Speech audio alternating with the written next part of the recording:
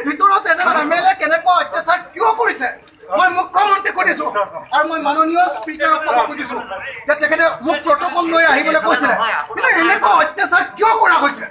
কিয় এয়া সমগ্ৰ অসমীয়া জাতিৰ প্ৰতি অপমান হয়নে নহয় শিৱসাগৰবাসীৰ প্ৰতি অপমান হয়নে নহয় মই আপোনাক এবাৰ কথা কওঁ মোক এনেকৈ ঠেলি আনিব পাৰেনে নোৱাৰে মোক ঠেলি আনিব পাৰেনে নোৱাৰে এনেকৈ মোৰ পেণ্টৰ ধৰি এনেকৈ আনিব পাৰে নাই এছেম্বলিটো কৰিব পাৰে নেকি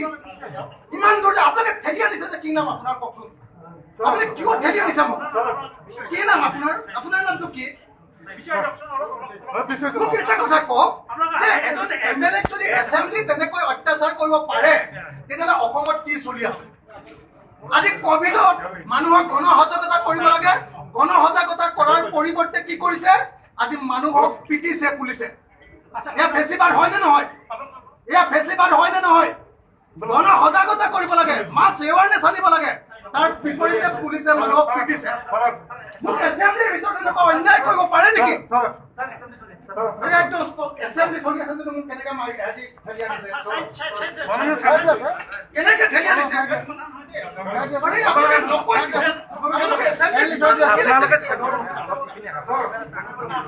মোৰ কণ্ঠ কোনেও স্তব্ধ কৰিব নোৱাৰে এইটো কথা কৈ দিলো বিজেপি চৰকাৰকো কৈ দিলো